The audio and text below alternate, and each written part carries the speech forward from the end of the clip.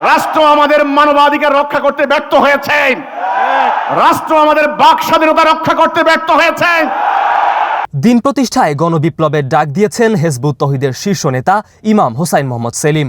আজ সকালে রাজধানীর international convention city Bashundhara ICCB হলে হিজবুত তৌহিদের ৩১তম প্রতিষ্ঠাবার্ষিকী উপলক্ষে আয়োজিত অনুষ্ঠানে তিনি এ আহ্বান জানান। সম্মেলনের শুরুতে জাতীয় পতাকা ও সংগঠনটির মূল পতাকা উত্তোলনের মধ্য দিয়ে আনুষ্ঠানিকভাবে অনুষ্ঠানের সূচনা করা হয়। এর পরপরই দেশের বিভিন্ন প্রান্ত থেকে আগত নেতাকর্মীদের অংশগ্রহণে উৎসবমুখর পরিবেশে মিলন মেলায় পরিণত হয় পুরো আয়োজন। হিজবুত তৌহিদের সাধারণ সম্পাদক নিজাম উদ্দিনের সভাপতিত্বে আয়োজিত এই সম্মেলনে প্রধান অতিথি হিসেবে বক্তব্য রাখেন সংগঠনটির শীর্ষ নেতা ইমাম হোসাইন মোহাম্মদ সেলিম।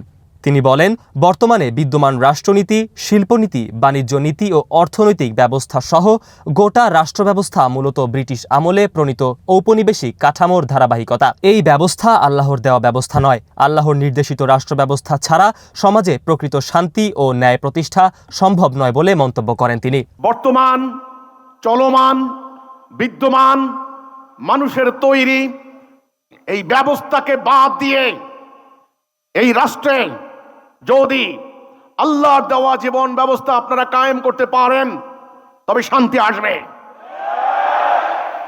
এই ছাড়া শান্তির কোনো গ্যারান্টি নাই। অনুষ্ঠানে বিশেষ অতিথি হিসেবে উপস্থিত ছিলেন ইলড্রিম মিডিয়ার চেয়ারম্যান খাদিজা খাতুন।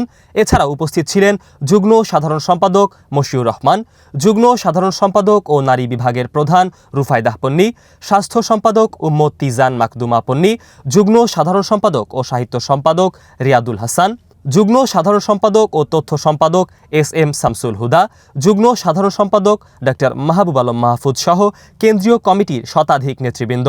অনুষ্ঠান জুড়ে বক্তারা তৌহিদ ভিত্তিক রাষ্ট্র ব্যবস্থা প্রতিষ্ঠায় জ্বালাময়ী বক্তব্য প্রদান করেন।